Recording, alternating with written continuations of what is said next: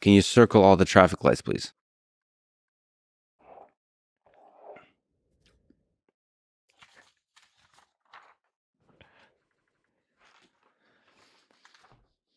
You actually did it. That is very impressive performance. Okay, now we can initiate the interview procedure.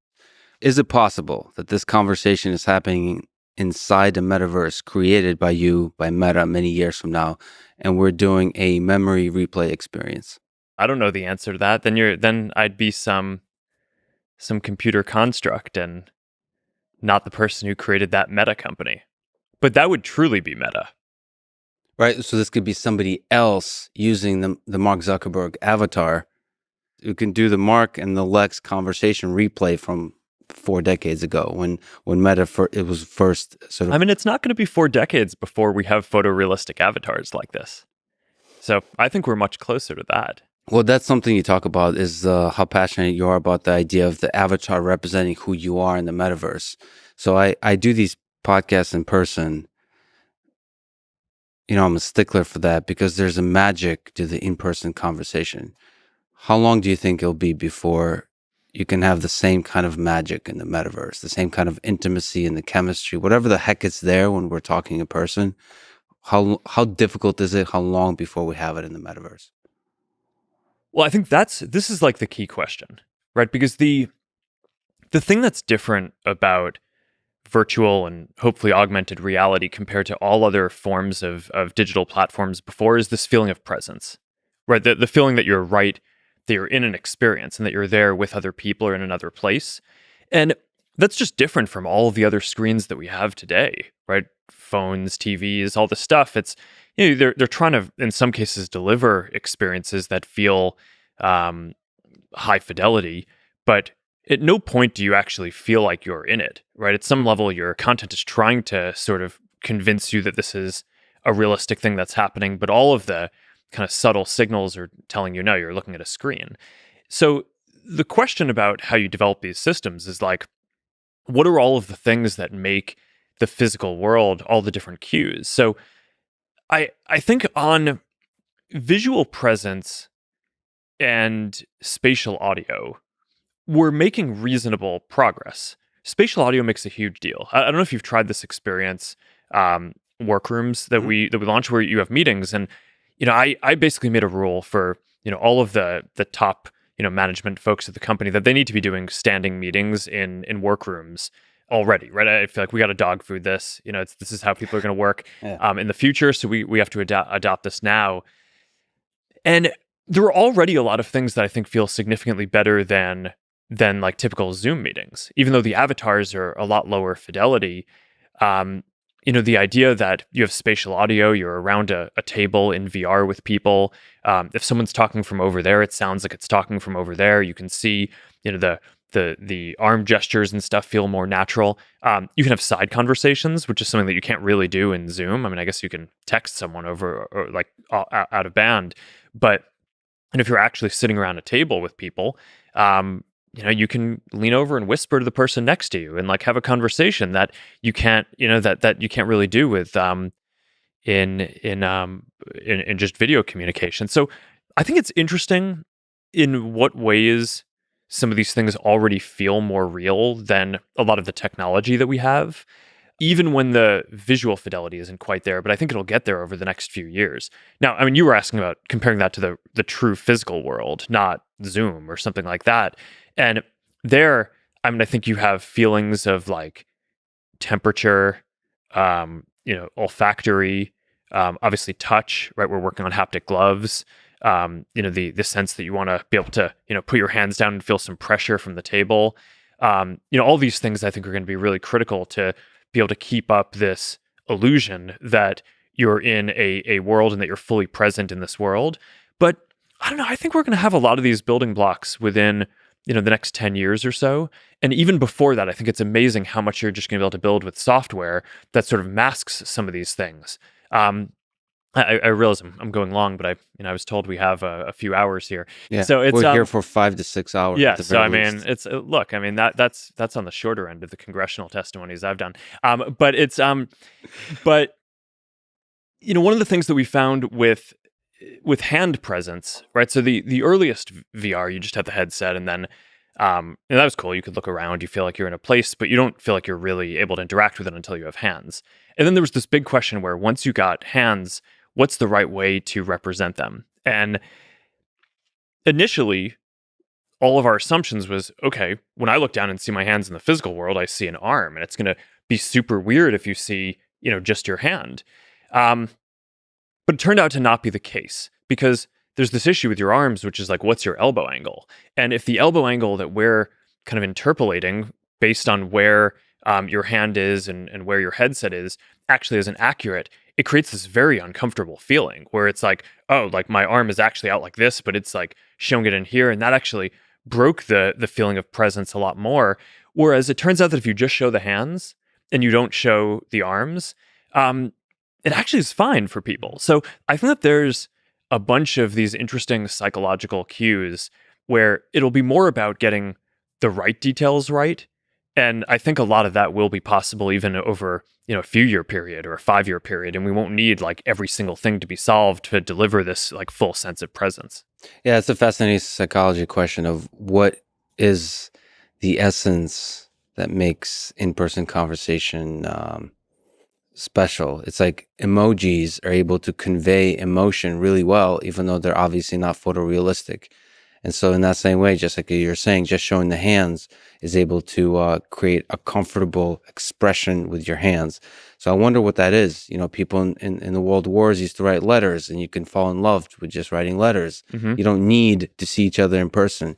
You can convey emotion. You can convey depth of experience with just words. So that's I think a fascinating place to explore psychology of like, how do you find that intimacy? Yeah. And, the way that I come to all of this stuff is, I basically studied psychology and computer science. So all of the work that I do is sort of at the intersection of those things. I think most of the other big tech companies are building technology for you to interact with. What I care about is building technology to help people interact with each other. So I think it's a somewhat different approach than most of the other tech entrepreneurs and big companies come at this from.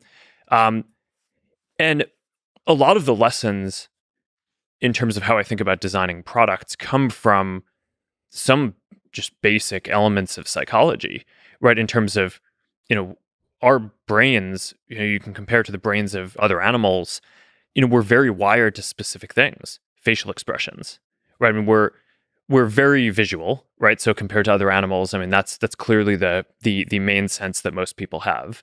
But there's a whole part of your brain that's just kind of focused on reading facial cues. So, when we're designing the next version of Quest or the VR headset, a big focus for us is face tracking and basically eye tracking so you can make eye contact, which again isn't really something that you can do over a video conference. It's sort of amazing how much, how far video conferencing has gotten without the ability to make eye contact, right? It's sort of a bizarre thing if you think about it. You're like looking at someone's face, sometimes for, an hour when you're in a meeting, and like you looking at their eyes to them doesn't look like you're looking at their eyes. So it's a... Yeah, you're always looking, past each other, I guess. Yeah, I guess you're right. You're not sending that signal. You're trying to. Right, you're trying to. Like a lot of times, or at least I find myself, I'm trying to look into the other person's eyes. But they don't feel like you're looking into their eyes. So then the question is, all right, am I supposed to look at the camera so that way you can, have a sensation that I'm looking at you? I think that that's an interesting question. And then, with VR today, even without eye tracking and knowing what your eyes are actually looking at, you can fake it reasonably well, right? So you can look at like where the head poses, and if it looks like I'm kind of looking in your general direction, then you can sort of assume that maybe there's some eye contact intended, and you can do it in a way where it's like, okay, maybe it's not a fixated stare, but it's somewhat natural. But once you have actual eye tracking, you can do it for real, and I think that that's really important stuff. So when I think about Meta's contribution to this field, I have to say it's not clear to me that any of the other companies that are focused on the metaverse or on virtual and augmented reality are going to prioritize putting these features in the hardware, because like everything, they're trade-offs, right? I mean, it adds some weight to the device. Maybe it adds some thickness. You could totally see another company taking the approach of let's just make the lightest and thinnest thing possible. But I want us to design the most human thing possible, that creates the richest sense of presence. And because so much of human emotion and expression comes from these like micro movements. If I like move my eyebrow, millimeter, you will notice, and that like means something. So the fact that we're losing these signals in a lot of communication, I think is a loss. And it's not like, okay, there's one feature and you add this, then it all of a sudden is going to feel like we have real presence. You can sort of look at how the human brain works and how we express and kind of read emotions, and you can just build a roadmap of that, of just what are the most important things to try to unlock over a 5 to 10 year period, and just try to make the experience more and more human and social. When do you think would be a moment, like a singularity moment for the metaverse, where there's a lot of ways to ask this question, but people will have many or most of their meaningful experiences in the metaverse versus the real world? And actually, it's interesting to think about the fact that a lot of people are having the most important moments of their life happen in the digital sphere, especially now during COVID, like even falling in love or meeting friends or getting excited about stuff that is happening on the 2D digital plane.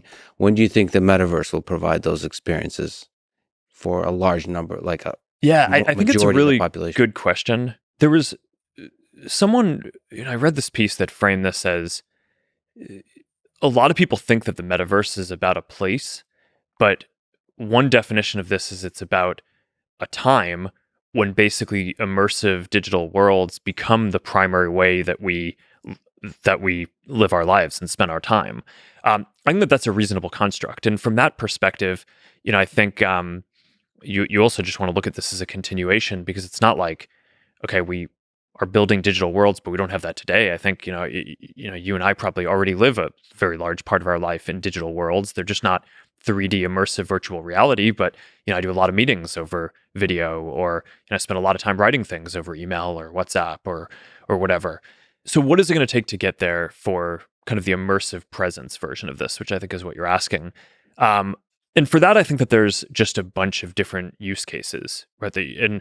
And I think when you're building technology, I think a lot of it is just you're managing this duality, where on the one hand you want to build these elegant things that can scale and have billions of people use them and get value from them, and then on the other hand you're fighting this kind of ground game where there are just a lot of different use cases and people do different things, and like you want to be able to unlock them. So the first ones that we basically went after were gaming, with Quest, and social experiences. And this is, it goes back to when we started working on virtual reality. My theory at the time was basically people thought about it as gaming, but if you look at all computing platforms up to that point, gaming is a huge part. It was a huge part of PCs. It was a huge part of mobile, but it was also very decentralized, right? There wasn't, for the most part, one or two gaming companies. There were a lot of gaming companies, and gaming is somewhat hits based. I mean, we're getting some games that have more longevity, but in general, there were a lot of different games out there. But on PC and on mobile, the companies that focused on communication and social interaction, there tended to be a smaller number of those, and that ended up being just as important of a thing as all of the games that you did combined. I think productivity is another area. That's obviously something that we've historically been less focused on, but I think is going to be really important for With this. workroom, or do you mean productivity in the collaborative aspect? Yeah, I think that there's a workrooms aspect of this, like a meeting aspect, and then I think that there's like a Word, Excel, productivity. You're working or coding or what knowledge work, right? It's as opposed to just meetings. So you can kind of go through all these different use cases. Gaming, I think we're well on our way. Social, I think we're just the kind of preeminent company that focuses on this, and I think that that's already on Quest becoming if you look at the list of what are the top apps, social apps are already number 1, 2, 3. So that's kind of becoming a critical thing. But I don't know. I would imagine for someone like you, it'll be, until we get, a lot of the work things dialed in, right? When this is just like much more adopted and clearly better than Zoom for VC, when, if you're doing your coding or your writing or whatever it is, in VR, which it's not that far off to imagine that, because pretty soon you're just gonna be able to have a screen that's bigger than, it'll be your ideal setup, and you can bring it with you and put it on anywhere and have your kind of ideal workstation. So I think that there are a few things to work out on that, but I don't think that that's more than 5 years off. And then you'll get a bunch of other things that like aren't even possible, or you don't even think about using a phone or PC for today, like fitness, right? So I mean, I know you're we were talking before about how you're into running, and like I'm really into a lot of things around fitness as well. Different things in different places. I got really into hydrofoiling recently, and Nice. and I saw a video. yeah, and surfing, and I used to fence competitively. I like run. So And you were saying that you were thinking about trying different martial arts, and I tried to trick you and convince you into doing Brazilian Jiu-Jitsu. Or you actually mentioned that was one you're curious about, and I was that a definitely. trick? Yeah, I don't know. We're in the metaverse now. Yeah, no, replaying this I mean, anyway. I took that seriously. I thought that was a real suggestion. That would be an amazing chance if we ever step on the mat together and just like roll around. I'll show you some moves. Well, give me a year to train, and then we This can is like do it. Rock. You've seen Rocky 4 where the Russian faces off the American. I'm the Russian in this picture, and then you're the Rocky, the underdog that gets to win in the end. The idea of me as Rocky and like fighting is If he dies, he dies.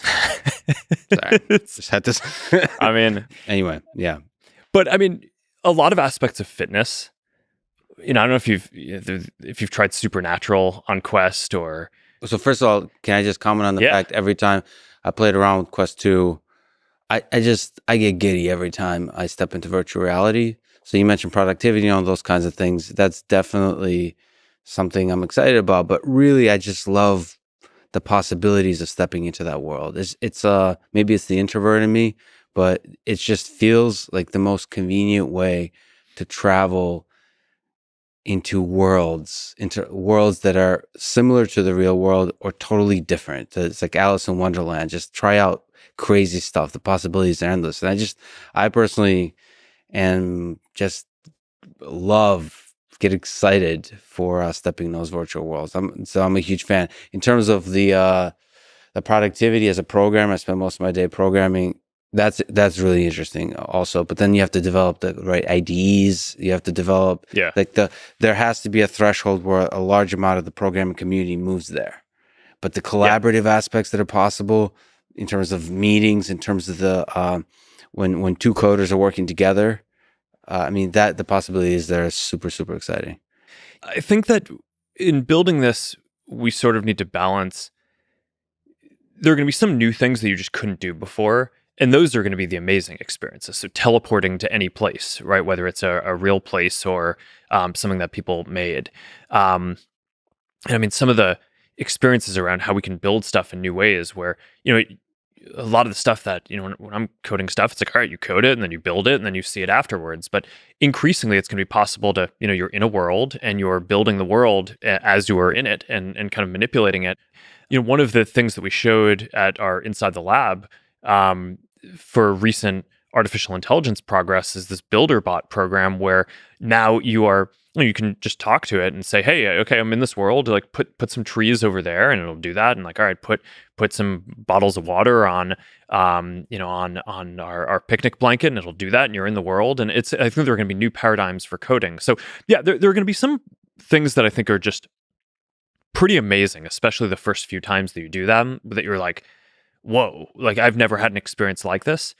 But most of your life, I would imagine, is not doing things that are amazing for the first time.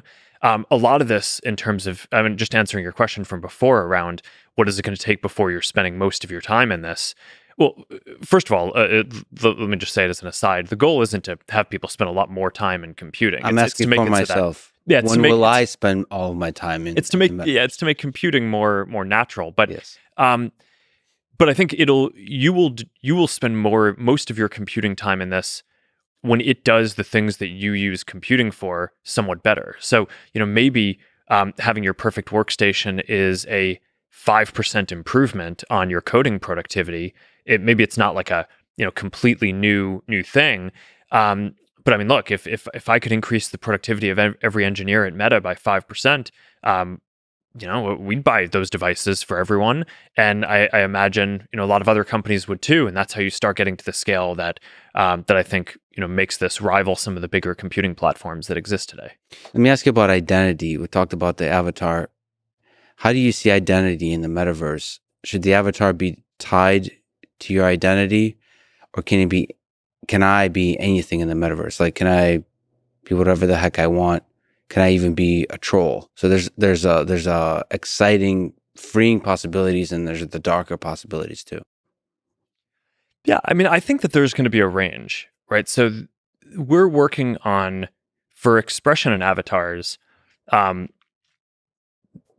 one end of the spectrum are kind of expressive and cartoonish avatars. And then on the other end of the spectrum are photorealistic avatars. And I just think the reality is that there are going to be different use cases for different things. And I guess there's another axis. So if you're going from photorealistic to expressive, there's also like representing you directly versus like some fantasy identity. And I think that there are going to be things on all ends of that spectrum too, right? So you'll want like in some experience, you might want to be like a photorealistic dragon, right? Or if I'm playing Onward, which is this military simulator game, it's I think getting to be more photorealistic as a soldier in that could enhance the experience. There are times when I'm hanging out with friends where I want them to know it's me, so a kind of cartoonish or expressive version of me is good. But there are also experiences like VR chat does this well today, where a lot of the experience is kind of dressing up and wearing a fantastical avatar that's almost like a meme or is humorous. So you come into an experience and it's almost like you have like a built-in icebreaker, because like you see people and you're just like, all right, I'm cracking up at what you're wearing because that's funny, and it's just like, where'd you get that? Or, oh, you made that? That's it's awesome.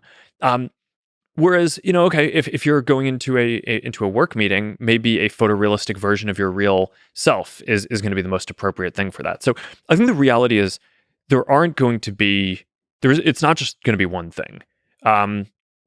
My own sense of kind of how you want to express identity online has sort of evolved over time, in that, early days in Facebook, I thought, okay, people were going to have one identity. And now I think that's clearly not going to be the case. I think you're going to have all these different things, and there's utility in being able to do different things. So some of the technical challenges that I'm really interested in around it are, how do you build the software to allow people to seamlessly go between them?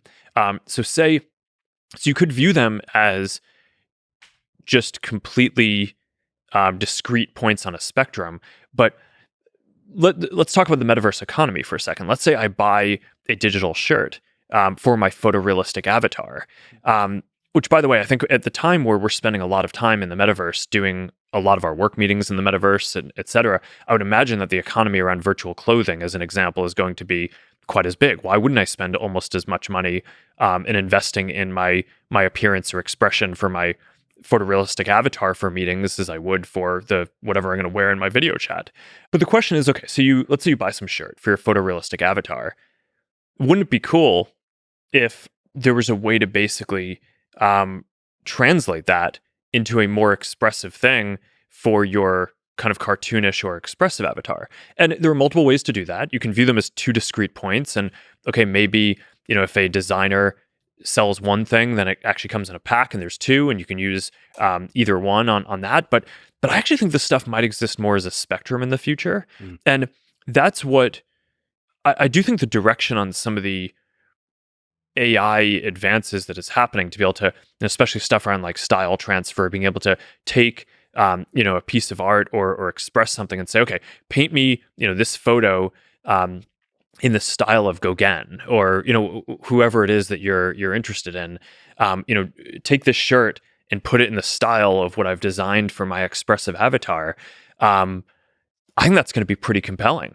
And so the fashion, you might be buying like a generator, like a closet that generates a style, and then like with the gowns, it'll be able to infinitely generate outfits, thereby making it. So the reason I wear the same thing all the time is I don't like choice. You've talked about the same thing, but now you don't even have to choose. Your closet generates your outfit for you every time, so you have to live with the outfit it generates. I mean, you could do that. Although, no, I think I think some people will, but I think that there's going to be a huge aspect of just people doing creative commerce here. So I think that there is going to be a big market around people designing digital clothing. But the question is, if you're designing digital clothing, do you need to design? If you're the designer, do you need to make it for each kind of specific, discrete point along a spectrum? Or are you just designing it for kind of a photorealistic case or an expressive case? Or can you design one and have it translate across these things? If I buy a style from a designer who I care about, and now I'm a dragon, is there a way to morph that so it like goes on the dragon in a way that makes sense? And that I think is an interesting AI problem, because you're probably not going to make it so that that designers have to go design for all those things. But the more useful the digital content is that you buy in a lot of uses, in a lot of use cases, the more that economy will just explode. And that's a lot of what all of the we were joking about NFTs before, but I think a lot of the promise here is that if the digital goods that you buy are not just tied to one platform or one use case, they end up being more valuable, which means that people are more willing and more likely to invest in them, and that just spurs the whole economy. But the question is, so that's a fascinating positive aspect, but the potential negative aspect is that you can have people concealing their identity in order to troll, or even not people, bots. So how do you know in the metaverse that you're talking to a real human or an AI or a well-intentioned human? Is that something you think about, something you're concerned about? Well, let's break that down into a few different cases. I mean, because knowing that you're talking to someone who has good intentions is something that I think is not even solved in pretty much anywhere. But I mean, if you're talking to someone who's a dragon, I think it's pretty clear that they're not representing themselves as a person. I think probably the most pernicious thing that you want to solve for is I think probably one of the scariest ones is, how do you make sure that someone isn't impersonating you? Right. So you're in a future version of this conversation. Yeah. And we have photorealistic avatars, and we're doing this in workrooms or whatever the future version of that is. And someone walks in who looks like me. How do you know that that's me? And one of the things that we're thinking about is, it's still a pretty big AI project to be able to generate photorealistic avatars that basically can they work like these codecs of you, right? So you kind of have a map from your headset and whatever sensors of what your body's actually doing, and it takes the model and it kind of displays it in VR. But there's a question, which is, should there be some sort of biometric security so that when I put on my VR headset, or I'm going to go use that avatar, I need to first prove that I am that. And I think you probably are going to want something like that. So that's, as we're developing these technologies, we're also thinking about the security for things like that, because people aren't going to want to be impersonated. That's a huge security issue. Then you just get the question of people hiding behind fake accounts to do malicious things, which is not going to be unique to the metaverse, although certainly in a environment where it's more immersive and you have more of a sense of presence, it could be more painful, more painful. But this is obviously something that we've just dealt with for years in social media and the internet more broadly. And there, I think there have been a bunch of tactics that I think we've just evolved to. We've built up these different AI systems to basically get a sense of, is this account behaving in the way that a person would? And it turns out, so in all of the work that we've done around, we call it community integrity, and it's basically policing harmful content and trying to figure out where to draw the line. And there are all these really hard and philosophical questions around where do you draw the line on some of this stuff? And the thing that I've kind of found the most effective is, as much as possible, trying to figure out who are the inauthentic accounts, or where are the accounts that are behaving in an overall harmful way at the account level, rather than trying to get into policing what they're saying, right? Which I think in the metaverse is going to be even harder, because the metaverse, I think, will have more properties of, it's almost more like a phone call, right? Or you're, it's not like I post a piece of content and is that piece of content good or bad? So I think more of the stuff will have to be done at the level of the account. But this is the area where, between the the kind of counterintelligence teams that we built up inside the company, and like years of building just different AI systems to basically detect what is a real account and what isn't. I'm not saying we're perfect, but like this is an area where I just think we are like years ahead of basically anyone else in the industry in terms of having built those capabilities. And I think that just is going to be incredibly important for this next wave of things. And like you said, on a technical level, on a philosophical level, it's an incredibly difficult problem to solve. By the way, I would probably like to open source my avatar so that could be like millions of Lexes walking around, just like an army. Like Agent Smith. Agent Smith, yeah, exactly. So the the Unity ML folks built a copy of me, and they sent it to me. So there's a person running around, and I've just been doing reinforcement learning on it. I was gonna release it because just to have sort of like thousands of Lexes doing reinforcement, so they fall over naturally. They have to learn how to like walk around and stuff. So I love that idea of this tension between biometric security. You want to have one identity, but then certain avatars you might have to have many. I don't know which is better security, sort of flooding the world with Lexes and thereby achieving security, or really being protective of your identity. I have to ask a security question, actually. Well, how does flooding the world with Lexes help me know in our conversation that I'm Yes. talking to the real Lex? I completely destroy the trust in all my relationships then, right? If I flood, because then it's, I think that one's not going to work that well for you. it's not going to work that I mean, for the original copy. It probably fits some things. Like if you're a public figure and you're trying to have, a bunch of, if you're trying to show up in a bunch of different places in the future, you'll be able to do that in the metaverse. So that kind of replication, I think, will be useful. Yeah. But I do think that you're going to want a notion of like, I am talking to the real one. Yeah. Yeah, especially if the fake ones start outperforming you in all your private relationships, and then you're left behind. I mean, that's a serious concern I have with clones. Again, the things I think about. Okay, so I recently got I use QNAP NAS storage, so just storage for video and stuff. And I recently got hacked. This is the first time for me with ransomware. It's not me personally; it's all QNAP devices. So the question that people have is about security in general.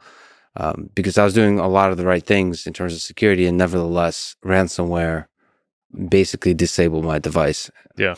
Is that something you think about? What are the different steps you could take to protect people's data on the security front? I think that there's different solutions for in strategies where it makes sense to have stuff kind of put behind a fortress, right? So the centralized model versus decentralizing. And I think both have strengths and weaknesses. So I think anyone who says, okay, just decentralize everything, that'll make it more secure. I think that that's tough because, the advantage of something like, encryption is that, when we run the largest encrypted service in the world with WhatsApp. And, we're one of the first to roll out a multi-platform encryption service. And that's, something that I think was a big advance for the industry. And one of the promises that we can basically make because of that, our company doesn't see when you're sending an encrypted message, and an encrypted message, what the content is of what you're sharing. So that way, if someone hacks Meta's servers, they're not going to be able to access, the WhatsApp message that you're sending to your friend. And that I think matters a lot to people because obviously, if someone is able to compromise a company's servers and that company has hundreds of millions or billions of people, then that ends up being a very big deal. The flip side of that is, okay, all the content is on your phone. Are you following security best practices on your phone? If you lose your phone, all your content is gone. So that's an issue.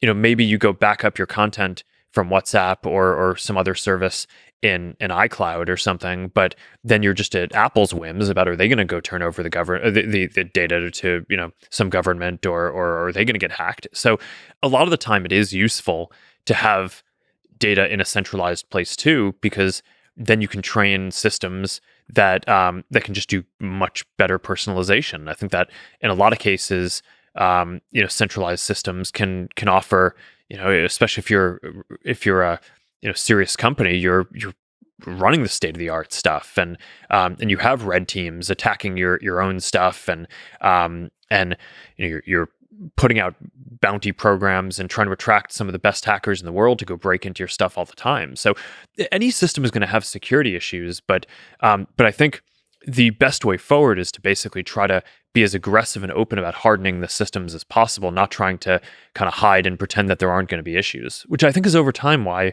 a lot of open source systems have gotten relatively more secure, is because they're open, and it's not, rather than pretending that there aren't going to be issues, just people surface them quicker. So I think you want to adopt that approach as a company and just constantly be hardening yourself. Trying to stay one step ahead of the attackers. It's an inherently adversarial space. Yeah. Right. I think it's an interesting, security is interesting because of the different kind of threats that we've managed over the last 5 years. There are ones where basically the adversaries keep on getting better and better. So trying to kind of interfere with, security is certainly one area of this. If you have like nation states that are trying to interfere in elections or something, like they're kind of evolving their tactics. Whereas on the other hand, I don't want to be too simplistic about it, but like if someone is saying something hateful, people usually aren't getting smarter and smarter about how they say hateful things, right? So maybe there's some element of that, but it's a very small dynamic compared to how advanced attackers and some of these other places get over time. I believe most people are good, so they actually get better over time at not being less hateful, because they realize it's not fun being hateful. That's at least the belief I have. But first, bathroom break? Sure. Okay. So we'll come back to AI, but let me ask some difficult questions now. Social Dilemma is a popular documentary that raised concerns about the effects of social media on society. You responded with a point-by-point rebuttal titled, "What the Social Dilemma Gets Wrong." People should read that. I would say the key point they make is because social media is funded by ads, algorithms want to maximize attention and engagement, and an effective way to do so is to get people angry at each other, increase division, and so on. Can you steel man their criticisms and arguments that they make in the documentary as a way to understand the concern and as a way to respond to it? Well, yeah, I think that that's a good conversation to have. I don't happen to agree with the conclusions, and I think that they make a few assumptions that are just very big jumps that I don't think are reasonable to make. But I understand overall why people would be concerned that our business model and ads in general, we do make more money as people use the service more in general, right? So as a kind of basic assumption, okay, do we have an incentive for people to build a service that people use more? Yes, on a lot of levels. I mean, we think what we're doing is good. So, we think that if people are finding it useful, they'll use it more. Or if you just look at it as this sort of, if the only thing we cared about is money, which is not for anyone who knows me, but okay, we're a company. So let's say you just kind of simplified it down to that. Then would we want people to use the services more? Yes. But then you get to the second question, which is, does kind of getting people agitated make them more likely to use the services more? And I think from looking at other media in the world, especially TV, and there's the old news adage, if it bleeds, it leads. Like I think that there are a bunch of reasons why someone might think that that kind of provocative content would be the most engaging. Now, what I've always found is two things. One is that what grabs someone's attention in the near term is not necessarily something that they're going to appreciate having seen or going to be the best over the long term. So I think what a lot of people get wrong is that I'm not building this company to like make the most money or get people to spend the most time on this in the next quarter or the next year, right? I mean, I've been doing this for 17 years at this point, and I'm still relatively young, and have a lot more that I want to do over the coming decades. So like, I think that it's too simplistic to say, hey, this might increase time in the near term, therefore it's what you're going to do. Because I actually think a deeper look at kind of what my incentives are, the incentives of a company that are focused on the long term, is to basically do what people are going to find valuable over time, not what is going to draw people's attention today. The other thing that I'd say is that I think a lot of times people look at this from the perspective of media, um, or kind of information or civic discourse. But one other way of looking at this is just that, okay, I'm a product designer, right? Our company, we build products, and a big part of building a product is not just the function and utility of what you're delivering, but the feeling of how it feels, right? And we spent a lot of time talking about virtual reality and how the kind of key aspect of that experience is the feeling of presence, which it's a visceral thing. It's not just about the utility that you're delivering; it's about like the sensation. And similarly, yeah, I care a lot about how people feel when they use our products, and I don't want to build products that make people angry. I mean, that's like not, I think, what we're here on this earth to do, is to, build something that, people spend a bunch of time doing and it just kind of makes them angrier at other people. I mean, I think that's not good. That's not what I think would be sort of a good use of our time or a good contribution to the world. So, okay, it's like people, they tell us on a per content basis, does this thing, do I like it? Do I love it? Does it make me angry? Does it make me sad? And, based on that, we choose to basically show content that makes people angry less. Because, of course, right? If you're designing a product and you want people to be able to connect and feel good over a long period of time, then that's, naturally what you're going to do. So I don't know. I think overall, I understand at a high level, if you're not thinking too deeply about it, why that argument might be appealing. But I just think if you actually look at what our real incentives are, not just like, if we were trying to optimize for the next week, but like as people working on this, like, why are we here? And I think it's pretty clear that that's not actually how you would want to design the system. I guess one other thing that I'd say is that, while we're focused on the ads business model, I do think it's important to note that a lot of these issues are not unique to ads. I mean, so take like a subscription news business model, for example. I think that has, just as many potential pitfalls. Maybe if someone's paying for a subscription, you don't get paid per piece of content that they look at. But, say, for example, I think like a bunch of the partisanship that we see could potentially be made worse by, you have these kind of partisan news organizations that basically sell subscriptions, and they're only going to get people on one side to basically subscribe to them. So their incentive is not to print content or produce content that's kind of centrist or down the line either. I bet that what a lot of them find is that if they produce stuff that's kind of more polarizing or more partisan, then that is what gets them more subscribers. So I think that this stuff is all, there's no perfect business model. Everything has pitfalls. The thing that I think is great about advertising is it makes it so the consumer service is free, which if you believe that everyone should have a voice and everyone should be able to connect, then that's a great thing, as opposed to building a luxury service that not everyone can afford. But look, I mean, every business model, you have to be careful about how you're implementing what you're doing. You responded to a few things there. You spoke to the fact that, there is a narrative of malevolence, like, you're leaning into them making people angry just because it makes more money in the short term, that kind of thing. So you responded to that. But there's also kind of reality of human nature. Just like you spoke about, there's fights, arguments we get in, and we don't like ourselves afterwards, but we got into them anyway. So our long-term growth is, I believe for most of us, has to do with learning, challenging yourself, improving, being kind to each other, finding a community of people that, you connect with on a real human level, all that kind of stuff. But it does seem, when you look at social media, that a lot of fights break out, a lot of arguments break out, a lot of viral content ends up being sort of outrage in one direction or the other. And so it's easy from that to infer the narrative that social media companies are letting this outrage become viral. And so they're increasing the division in the world.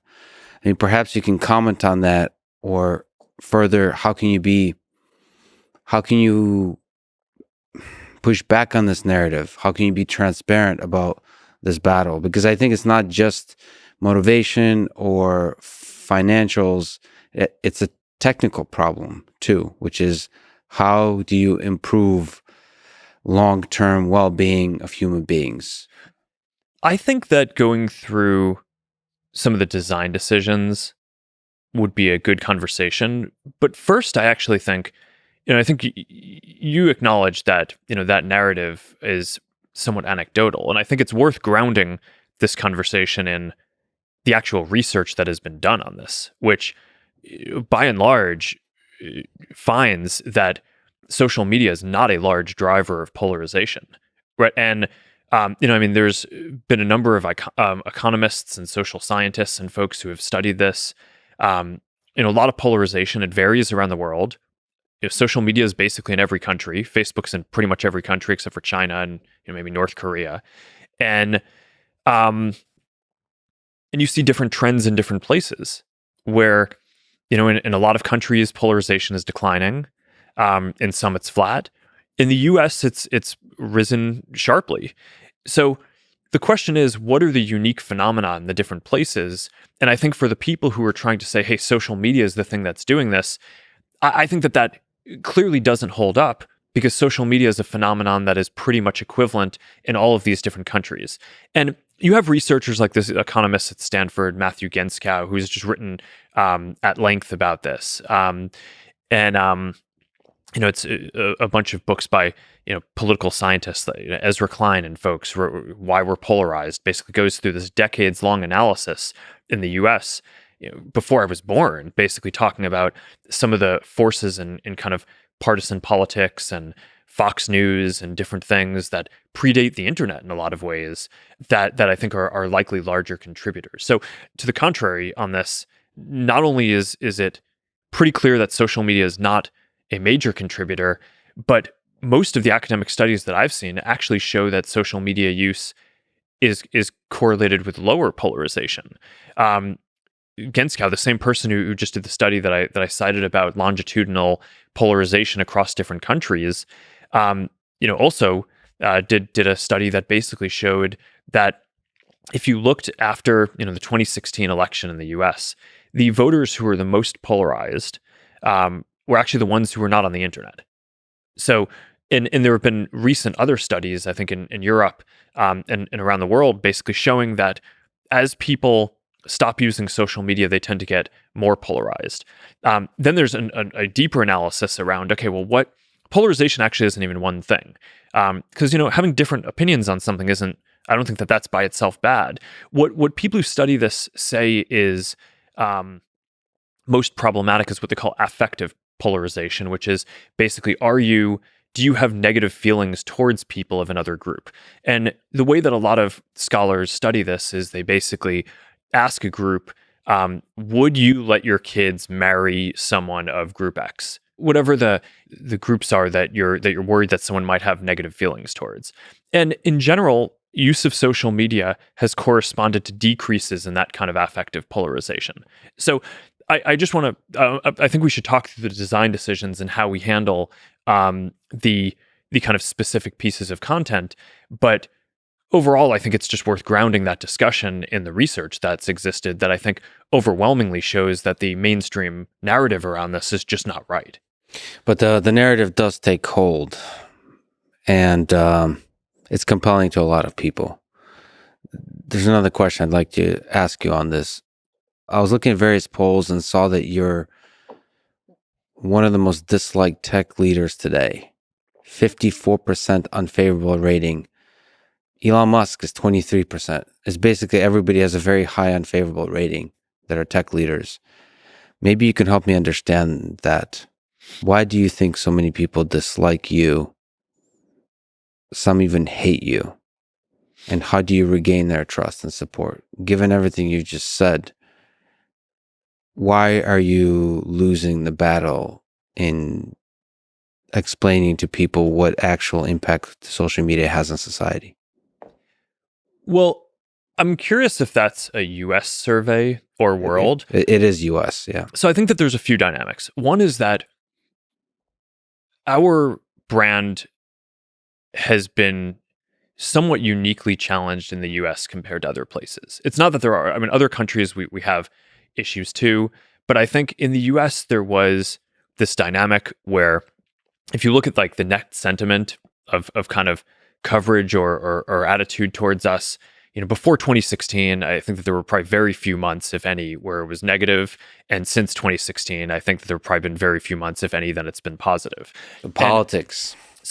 But I think it's a specific thing. And this is very different from other places. So I think in a lot of other countries in the world, the sentiment towards Meta and our services is extremely positive. In the US, we have more challenges. And I think compared to other companies, you can look at certain industries. I think if you look at it from like a partisan perspective, not from like a political perspective, but just kind of culturally, it's like there are people who are probably more left of center and there are people who are more right of center, and there's, kind of blue America and red America. There are certain industries that I think maybe one half of the country has a more positive view towards than another. And I think we're in one of the positions that we're in that I think is really challenging is that because of a lot of the content decisions that we've basically had to arbitrate, and because we're not a partisan company, right? We're not a Democrat company or a Republican company. We're trying to make the best decisions we can to help people connect and help people have as much voice as they can while having some rules because we're running a community. The net effect of that is that we're kind of constantly making decisions that piss off people in both camps. And the effect that I've sort of seen is that when we make a decision that's a controversial one, that's going to upset, say, about half the country, those decisions are all negative sum from a brand perspective, because it's not like if we make that decision in one way and say half the country is happy about that particular decision that we make, they tend to not say, oh, sweet, Meta got that one right. They're just like, you didn't mess that one up, right? But their opinion doesn't tend to go up by that much. Whereas the people who kind of are on the other side of it are like, God, how could you mess that up? Like, how could you possibly think that like that piece of content is okay and should be up and should not be censored? Or, and so I think whereas if you leave it up and it's or if you take it down, the people who thought it should be taken down, or it's like, all right, fine, great, you didn't mess that one up. Yeah. So our internal assessment of and kind of analytics on our brand are basically anytime one of these big controversial things comes up in society, our brand goes down with half of the country. And then if you just kind of extrapolate that out, it's just been very challenging for us to try to navigate what is a polarizing country in a principled way, where we're not trying to kind of hew to one side or the other. We're trying to do what we think is the right thing. But I mean, that's what I think is the right thing for us to do, though. So, I mean, that's what we'll try to keep doing. Just as a human being, how does it feel, though, when you're giving so much of your day-to-day life to try to heal division, to try to do good in the world, as we've talked about, that so many people in the US, the place you call home, have a negative view of you as a leader, as a human being, and the company you love? Well, I mean, it's not great, but I mean, look, if I wanted people to think positively about me as a person, I don't know. I'm not sure if you go build a company. I mean, it's like or a social media company. I mean, it seems exceptionally difficult to do with a social media company. So, I mean, I don't know. There is a dynamic where a lot of the other people running these companies, internet companies, have sort of stepped back and they just do things that are sort of, I don't know, less controversial. And some of it may be that they just get tired over time. But, it's, so I don't know. I think that, running a company is hard. Building something at scale is hard. You only really do it for a long period of time if you really care about what you're doing. And yeah, so I mean, it's not great, but look, I think that at some level, whether 25% of people dislike you or 75% of people dislike you, your experience as a public figure is going to be that there's a lot of people who dislike you, right? So, Yeah. so I actually am not sure how different it is. Certainly, we've the country's gotten more polarized, and we in particular have gotten more controversial over the last 5 years or so. But I don't know. I kind of think like as a public figure and leader of one of these enterprises, Comes with the job. part of what you do is like, and look, you can't just, the answer can't just be ignore it, right? Because like a huge part of the job is like you need to be getting feedback and internalizing feedback on how you can do better. But I think increasingly what you need to do is be able to figure out, who are the kind of good faith critics who are criticizing you because they're trying to help you do a better job rather than tear you down. And those are the people who I just think you have to cherish and like and listen very closely to the things that they're saying, because I think it's just as dangerous to tune out everyone who says anything negative, and just listen to the people who are kind of positive and support you, as it would be psychologically to pay attention trying to make people who are never going to like you. So I think that's just kind of a dance that people have to do. But I mean, so you kind of develop more of a feel for like who actually is trying to accomplish the same types of things in the world, and who has different ideas about how to do that, and how can I learn from those people? And like, yeah, we get stuff wrong. And when the people whose opinions I respect call me out on getting stuff wrong, that hurts and makes me want to do better. But I think at this point I'm pretty tuned to just, all right, if I know they're kind of like operating in bad faith and they're not really trying to help, then I don't know. It doesn't, I think over time it just doesn't bother you that much. But you are surrounded by people that believe in the mission, that love you. Are there friends or colleagues in your inner circle you trust that call you out on your bullshit whenever your thinking may be misguided, as it is for leaders at times? I think we have a famously open company culture, where we sort of encourage that kind of dissent internally, which is why there's so much material internally that can leak out with people sort of disagreeing, is because that's sort of the culture. Our management team, I think it's a lot of people. There's some newer folks who come in. There's some folks who've kind of been there for a while, but there's a very high level of trust, and I would say it is a relatively confrontational group of people. And my friends and family, I think, will push me on this. But look, but I think it's not just. But I think you need some diversity, right? It can't just be people who are your friends and family. It's also, there are journalists or analysts or peer executives at other companies, or other people who sort of are insightful about thinking about the world, certain politicians, or people kind of in that sphere who I just think have like very insightful perspectives, who even if they come at the world from a different perspective, which is sort of what makes the perspective so valuable. But I think fundamentally you're trying to get to the same place in terms of helping people connect more, helping the whole world function better, not just one place or another. And I don't know. Those are the people whose opinions really matter to me, and I just, it's that's how I learn on a day-to-day basis. People are constantly sending me comments on stuff or links to things they found interesting, and I don't know. It's kind of constantly evolving, this model of the world, and kind of what we should be aspiring to be.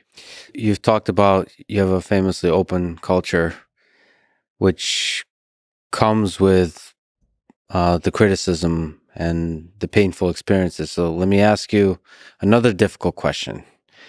Frances Haugen, the Facebook whistleblower, leaked the internal Instagram research into teenagers and well-being. Her claim is that Instagram is choosing profit over well-being of teenage girls, so Instagram is, quote, toxic for them. Your response, titled, "What Our Research Really Says About Teen Well-Being on Instagram," says, no, Instagram research shows that 11 of 12 well-being issues teenage girls who said they struggle with those difficult issues also said that Instagram made them better rather than worse. Again, can you steel man and defend the point and Frances Haugen's characterization of the study, and then help me understand the positive and negative effects of Instagram and Facebook on young people? So there are certainly questions around teen mental health that are really important. It's hard to, as a parent, it's like hard to imagine any set of questions that are sort of more important. I mean, I guess maybe other aspects of physical health or well-being or probably come to that level. But like, these are really important questions, right? Which is why we dedicate teams to studying them. Um, I don't think the internet or social media are unique in having these questions. I mean, I think people, and there have been sort of magazines with promoting certain body types for women and kids for decades, but we really care about this stuff. So we wanted to study it, and of course, we didn't expect that everything was going to be positive all the time. So I mean, the reason why you study this stuff is to try to improve and get better. So I mean, look, the place where I disagree with the characterization first, I thought, some of the reporting and coverage of it just took the whole thing out of proportion, and that it focused on, as you said, I think there were like 20 metrics in there, and on 18 or 19, the effect of using Instagram was neutral or positive on the teen's well-being. And there was one area where I think it showed that we needed to improve, and we took some steps to try to do that after doing the research. But I think having the coverage just focus on that one without focusing on the, I think an accurate characterization would have been that kids using Instagram, or not kids, teens, is generally positive for their mental health. But of course, that was not the narrative that came out. So I think it's hard to, that's not a kind of logical thing to straw man, but I sort of disagree, or steel man, but I sort of disagree with that overall characterization. I think anyone sort of looking at this objectively would. But then, there is this sort of intent critique that I think you were getting at before, which says, it assumes some sort of malevolence, right? It's like, which it's really hard for me to really wrap my head around this, because as far as I know, it's not clear that any of the other tech companies are doing this kind of research.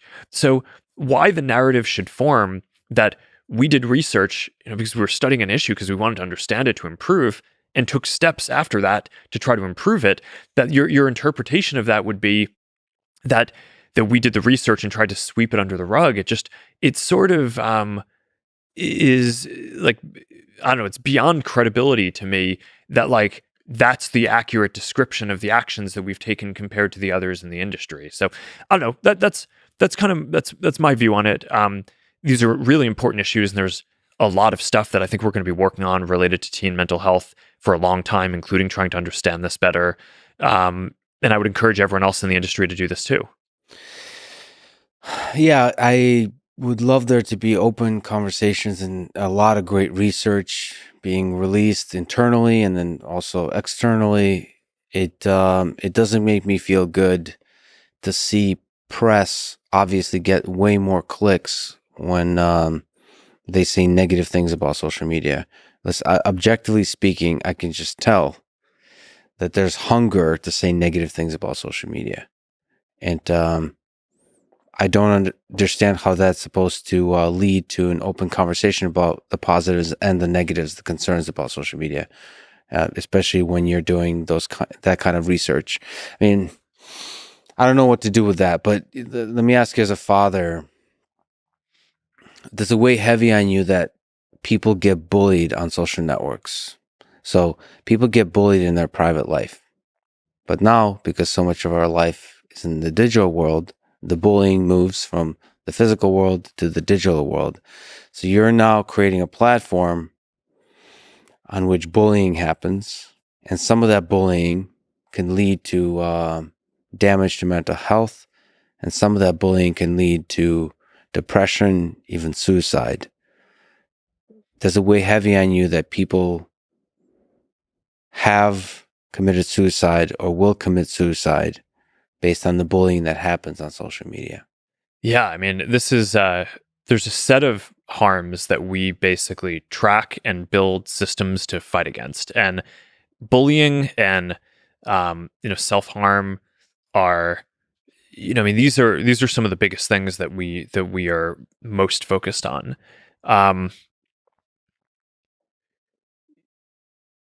For bullying, like you say, it's going to be,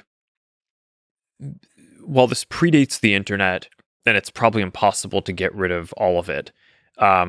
You want to give people tools to fight it, and you want to fight it yourself. And you also want to make sure that people have the tools to get help when they need it. So I think this isn't like a question of, can you get rid of all bullying? I mean, it's like, all right, I mean, I have two daughters, and they fight and push each other around and stuff too. And the question is just how do you handle that situation? And there's a handful of things that I think you can do. We talked a little bit before around some of the AI tools that you can build to identify when something harmful is happening. It's very hard in bullying because a lot of bullying is very context specific. It's not like you're trying to fit a formula of like, if like looking at the different harms, someone promoting a terrorist group is like probably one of the simpler things to generally find because things promoting that group are going to, look a certain way or feel a certain way. Bullying could just be, someone making some subtle comment about someone's appearance that's idiosyncratic to them.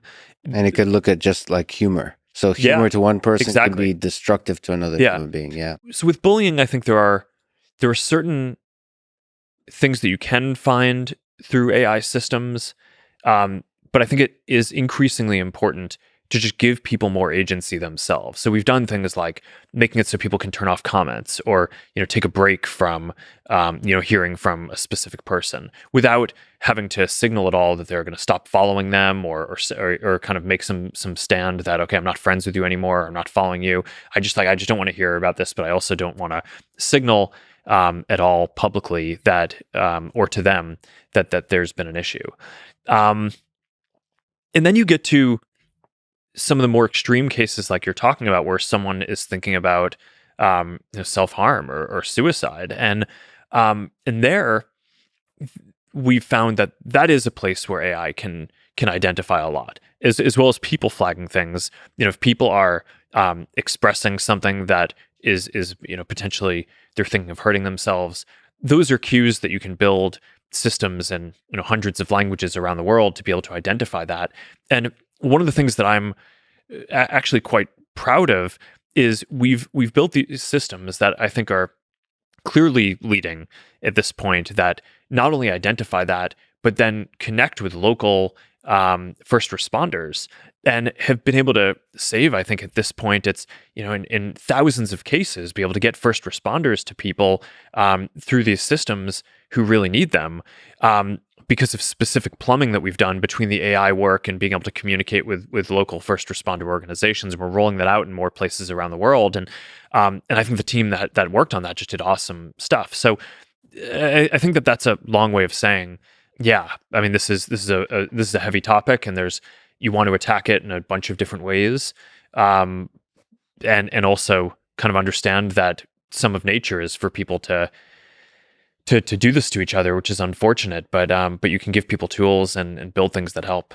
It's still one hell of a burden, though. A platform that allows people to fall in love with each other is also by nature going to be a platform that allows people to hurt each other. And when you're managing such a platform, it's difficult. And I think you spoke to it, but the psychology of that, of being a leader in that space, of creating technology that's playing in this space, like you mentioned, psychology, is really damn difficult. And I mean, the burden of that is just great. I just wanted to hear you speak to that point. I have to ask about the thing you've brought up a few times, which is making controversial decisions. Let's talk about free speech and censorship. So there are two groups of people pressuring Meta on this. One group is upset that Facebook, the social network, allows misinformation in quotes to be spread on the platform. The other group are concerned that Facebook censors speech by calling it misinformation. So you're getting it from both sides. You, in 2019, October, at Georgetown University, eloquently defended the importance of free speech. But then COVID came, and the 2020 election came. Do you worry that outside pressures from advertisers, politicians, the public have forced Meta to damage the ideal of free speech that you spoke highly of? Just to say some obvious things up front, I don't think pressure from advertisers or politicians directly in any way affects how we think about this. I think these are just hard topics. So let me just take you through our evolution from kind of the beginning of the company to where we are now. You don't build a company like this unless you believe that people expressing themselves is a good thing. Right. So that's sort of the foundational thing. You can kind of think about our company as a formula where we think giving people voice and helping people connect creates opportunity. Right. So those are the two things that we're always focused on, are sort of helping people connect. We talked about that a lot, but also giving people voice and ability to express themselves. And by the way, most of the time when people express themselves, that's not like politically controversial content. It's like expressing something about their identity that's more related to the avatar conversation we had earlier in terms of expressing some facet. But that's what's important to people on a day-to-day basis. And sometimes when people feel strongly enough about something, it kind of becomes a political topic. That's sort of always been a thing that we've focused on. There's always been the question of safety in this, which, if you're building a community, I think you have to focus on safety. We've had these community standards from early on, and there are about 20 different kinds of harm that we track and try to fight actively. And we've talked about some of them already. So it includes things like bullying and harassment. It includes things like terrorism or promoting terrorism, inciting violence, intellectual property theft. And in general, I think, call it about 18 out of 20 of those, there's not really a particularly polarized definition of that. I think you're not really going to find many people in the country or in the world who are trying to say we should be fighting terrorist content less. I think that the content where there are a couple of areas where I think that this has gotten more controversial recently, which I'll talk about. And you're right that misinformation is basically is up there, and I think sometimes the definition of hate speech is up there too. Yes. But I think in general, most of the content that I think we're working on for safety is not actually, people don't kind of have these questions. So it's sort of this subset. But if you go back to the beginning of the company, this was sort of pre-deep learning days. And therefore, it was me and my roommate Dustin joined me, and like if someone posted something bad, it was the AI technology did not exist yet to be able to go basically look at all the content.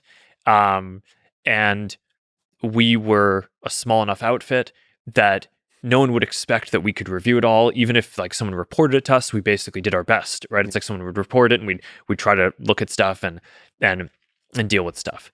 And for call it the first, 7 or 8 years of the company, we weren't that big of a company.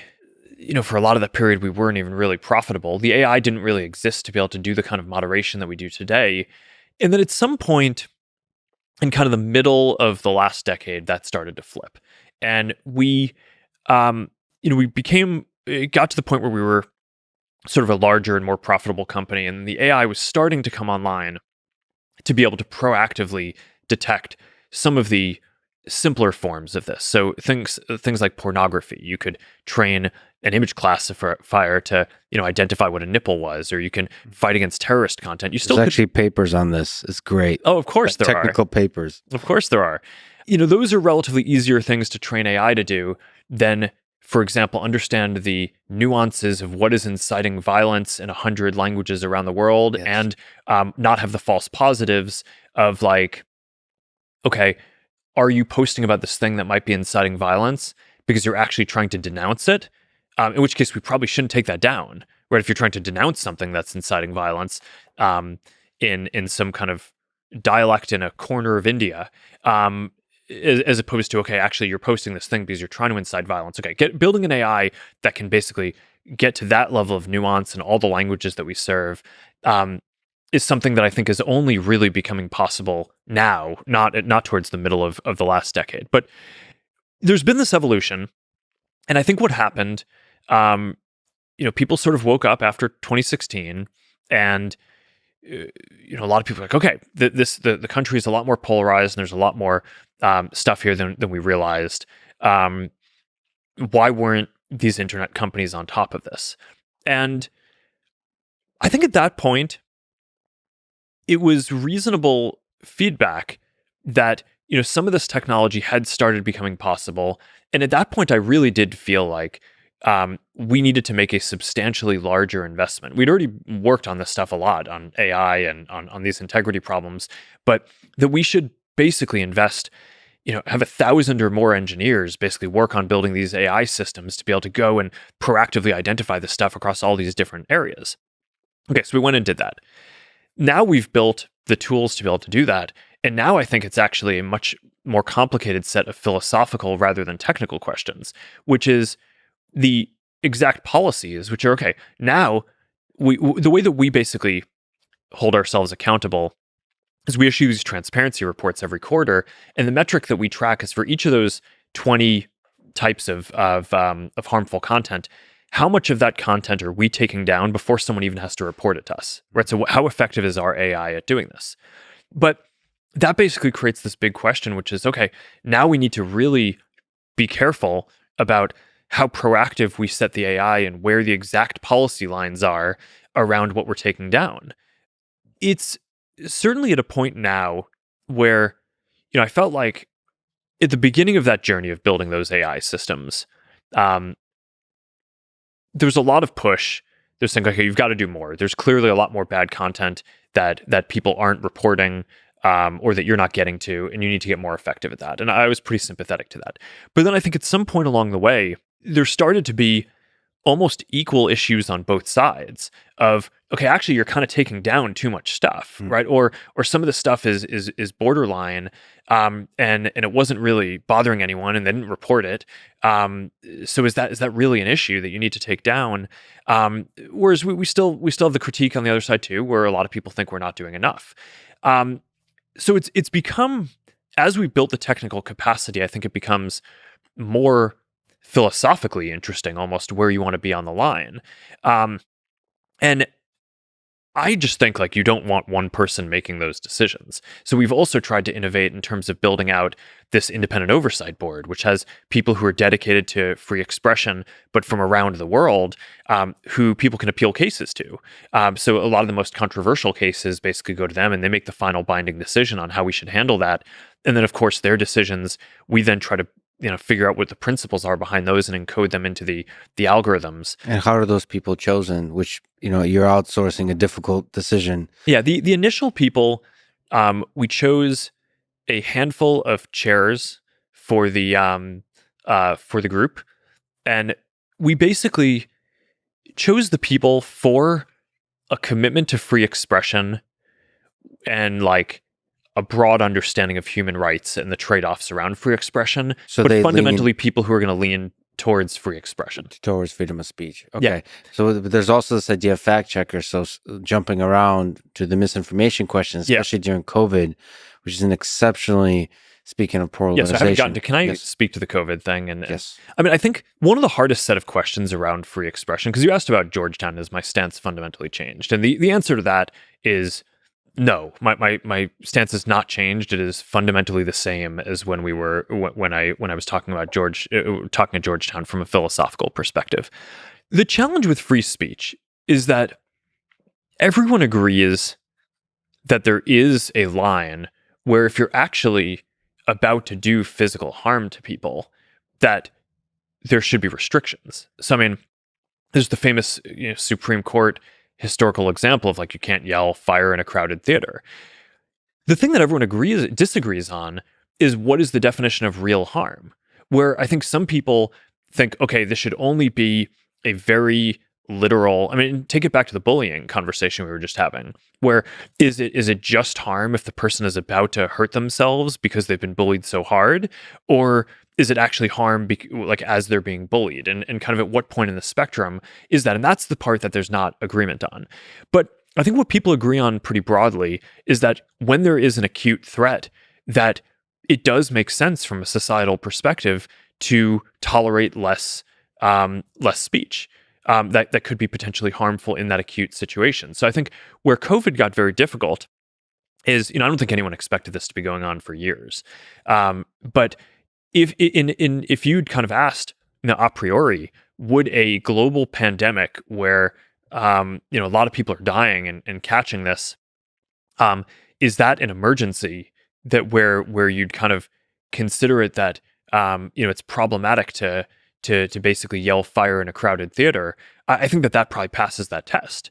So I think that it's a very tricky situation, but I think the fundamental commitment to free expression is there. And that's what I believe. And again, I don't think you start this company unless you care about people being able to express themselves as much as possible. But I think that's the question, right? Is like, how do you define what the harm is and how acute that is?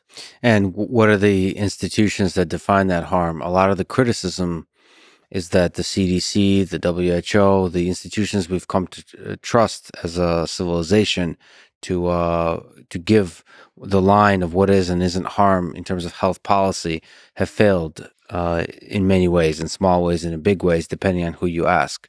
And then the perspective of Meta and Facebook is like, well, where the hell do I get the information of what is and isn't misinformation?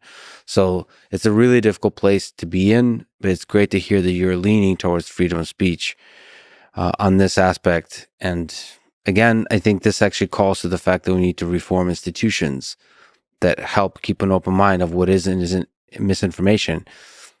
And misinformation has been used to bully on the internet. I mean, I just have, I'm friends with Joe Rogan, and he is called as I remember hanging out with him in Vegas, and somebody yelled, "Stop spreading misinformation."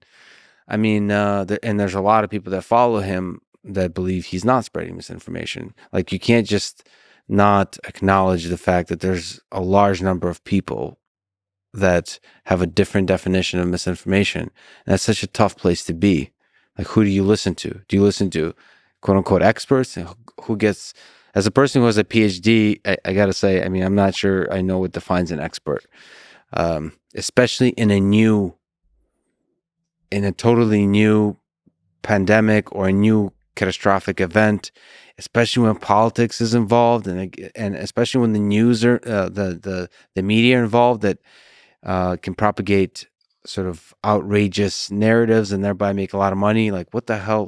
Where's the source of truth? And then everybody turns to Facebook. It's like, please tell me what the source of truth is. Well, I mean, how would you handle this if you were in my position? Is very, very, very, very difficult. I would say I would more speak about how difficult the choices are and be transparent about, like, what the hell do you do with this? Like, here, you got exactly, ask the exact question you just asked me, but to the broader public. Like, okay, yeah, you guys tell me what to do. So, like, crowdsource it. And then the other aspect is when you spoke really eloquently about the fact that with this, there's this going back and forth, and now there's a feeling like you're censoring a little bit too much. And so I would try to be ahead of that feeling. I would now lean towards freedom of speech and say, we're not the ones that are going to define misinformation. Let it be a public debate. Let the idea stand. And I actually place, this idea of misinformation, I place the responsibility on the poor communication skills of scientists. They should be in the battlefield of ideas, and everybody who is spreading information against the vaccine, they should not be censored. They should be talked with, and you should show the data. You should have open discussion, as opposed to rolling your eyes and saying, "I'm the expert. I know what I'm talking about." No, you need to convince people. It's a battle of ideas. So that's the whole point of freedom of speech. It's the way to defeat bad ideas is with good ideas, with speech. So, like, the responsibility here falls on the poor communication skills of scientists. Thanks to social media, scientists are now communicators. They have the power to communicate. Some of the best stuff I've seen about COVID from doctors is on social media. It's a way to learn to respond really quickly, to go faster than the peer review process. And so they just need to get way better at that communication. And also, by better, I don't mean just convincing. I also mean speak with humility. Don't talk down to people, all those kinds of things. And as a platform, I would say I would step back a little bit.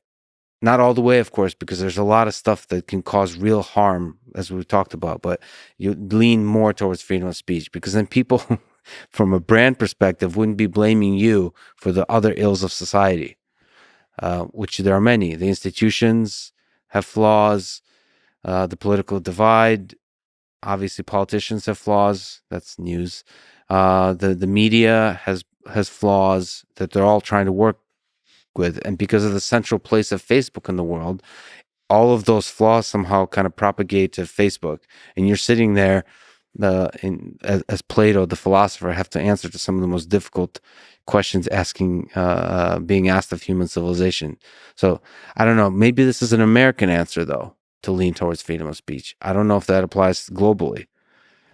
So yeah, I don't know. But transparency and saying, I think as a technologist, one of the things I sense about Facebook and Meta when people talk about this company is they don't necessarily understand fully how difficult the problem is. You talked about AI has to catch a bunch of harmful stuff really quickly. Just the sea of data you have to deal with. It's a really difficult problem. So like any of the critics, if you just hand them the helm for a week, let's see how well you can do. Like that, to me, that's definitely something that would wake people up to how difficult this problem is if there's more transparency saying how difficult this problem is. Let me ask you about on the AI front, just because you mentioned language and my ineloquence. Translation is something I wanted to ask you about. And first, just to give a shout out to the supercomputer. You've recently announced the AI Research Supercluster, RSC. Obviously, I'm somebody who loves the GPUs. It currently has 6,000 GPUs. NVIDIA DGX A100s is the systems that have in total 6,000 GPUs. And it will eventually, maybe this year, maybe soon, will have 16,000 GPUs. So it can do a bunch of different kinds of machine learning applications. There's a cool thing on the distributed storage aspect and all that kind of stuff. So one of the applications that I think is super exciting is translation, real-time translation. I mentioned to you that, having a conversation, I speak Russian fluently, I speak English somewhat fluently, and I'm, having a conversation with Vladimir Putin, say, as a use case, me as a user coming to you as a use case. We both speak each other's language. I speak Russian, he speaks English.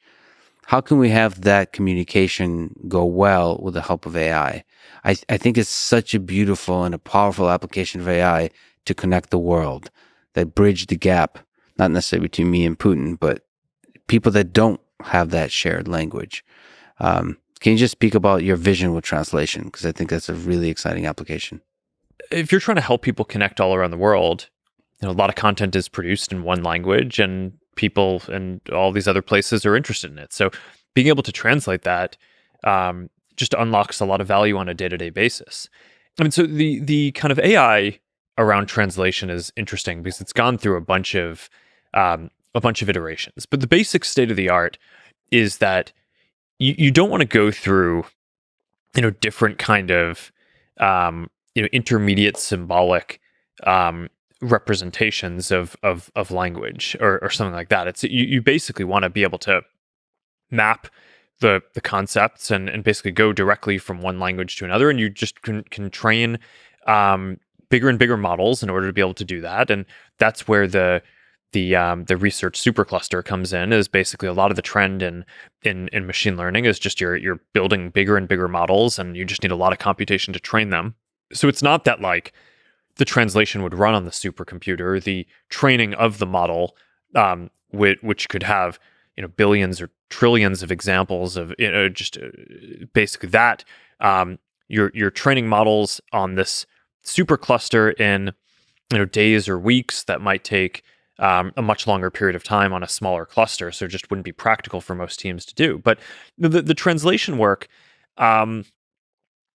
we're basically getting from being able to go between about 100 languages seamlessly today to being able to go to about 300 languages in the near term. And so from any language to any other language. Yeah. Then that's it. And part of the issue when you get closer to, more languages is some of these get to be, pretty not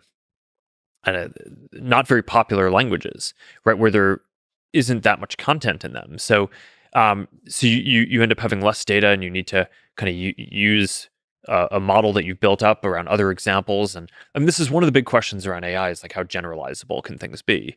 And that I think is one of the things that's just kind of exciting here from a technical perspective. But capturing, we talked about this with the metaverse, capturing the magic of human to human interaction. So me and Putin, okay.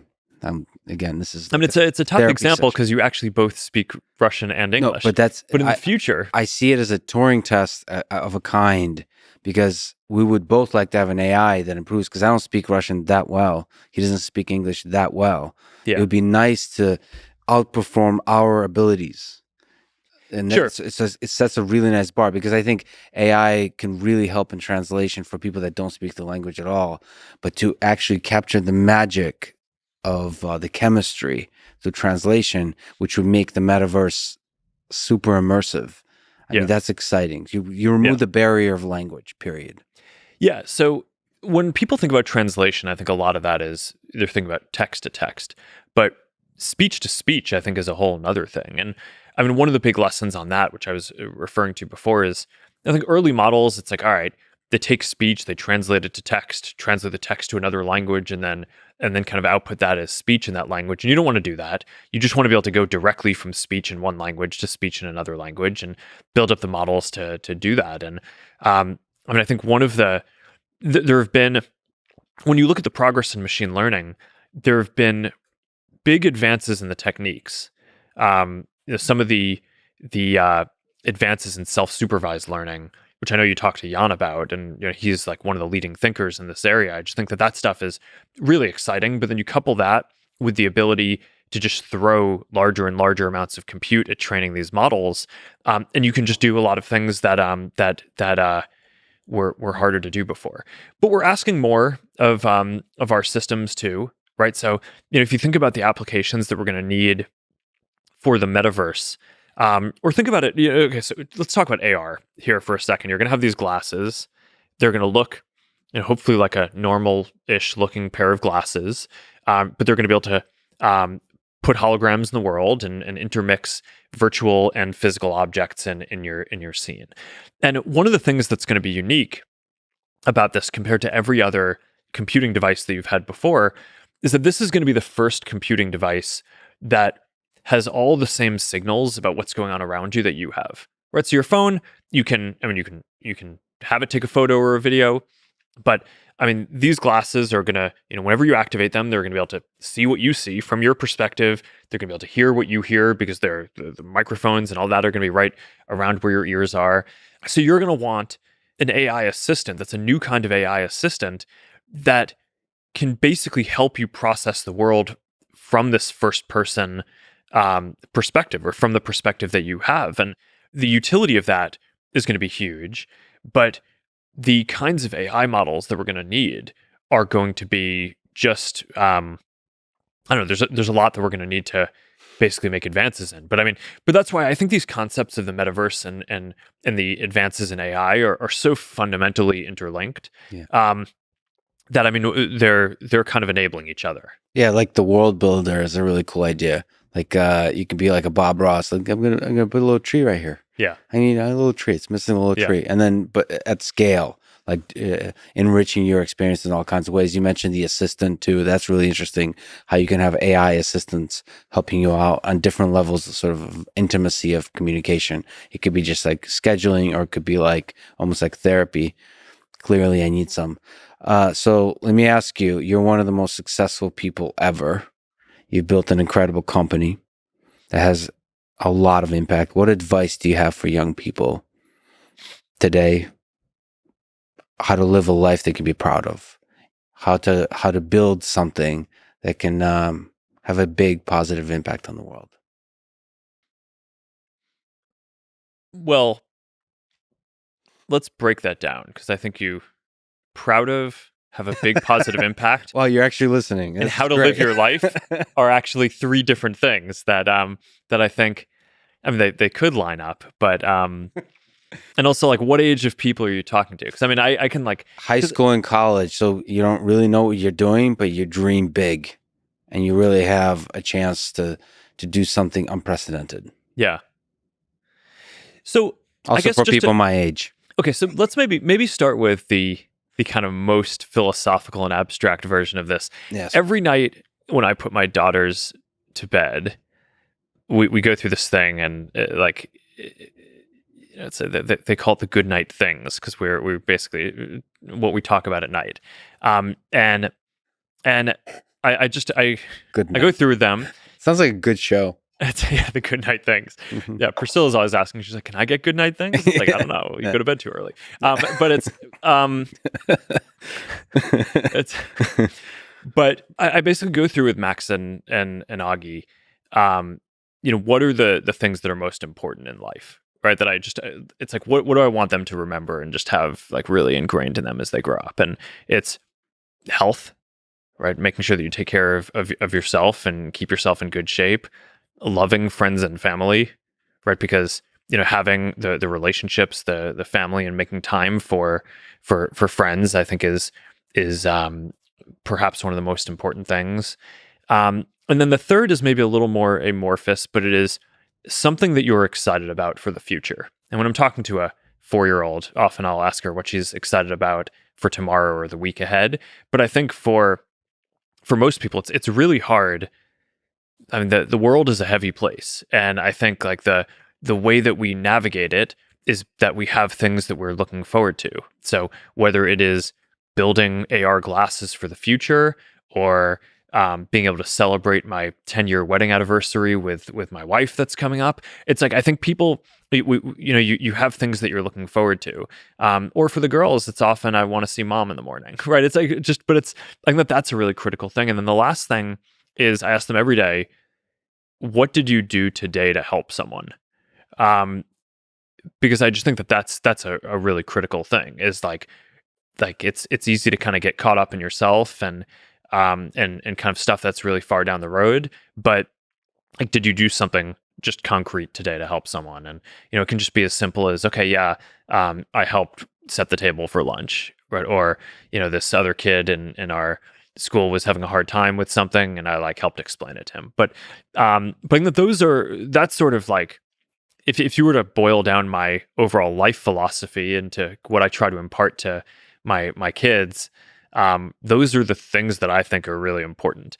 So, okay, so let's say college. So if you're graduating college, probably more practical advice. So I'm always very focused on people. And I think the most important decision you're probably going to make if you're in college is who you surround yourself with, because you become like the people you surround yourself with. And I sort of have this hiring heuristic at Meta, which is that I will only hire someone to work for me if I could see myself working for them. Not necessarily that I want them to run the company, because I like my job, but in an alternate universe, if it was their company and I was looking to go work somewhere, would I be happy to work for them? And I think that's a helpful heuristic to help balance. When you're building something like this, there's a lot of pressure to, you want to build out your teams because there's a lot of stuff that you need to get done. And everyone always says don't compromise on quality, but there's this question of, okay, how do you know that someone is good enough? And I think my answer is I would want someone to be on my team if I would work for them. But I think that's actually a pretty similar answer to like if you were choosing friends or a partner or something like that. So when you're kind of in college, trying to figure out what your circle is going to be, trying to figure out, you're evaluating different job opportunities. Who are the people, even if they're going to be peers in what you're doing, who are the people who in an alternate universe you would want to work for them because you think you're going to learn a lot from them, because they are kind of values aligned on the things that you care about, and they're going to and they're going to push you, but also they know different things and have different experiences that are kind of more of what you want to become like over time. So I don't know. I think probably people are too, in general, objective focused and maybe not focused enough on the connections and the people who they're basically building relationships with. I don't know what it says about me, but my place in Austin now has 7-legged robots. So I'm surrounding myself by robots, which is probably something I should look into. What kind of world would you like to see your daughters grow up in, even after you're gone? Well, I think one of the promises of all this stuff that is getting built now is that it can be a world where more people can just live out their imagination. But it's, I mean, one of my favorite quotes, I think it was attributed to Picasso. It's that all children are artists, and the challenge is how do you remain one when you grow up?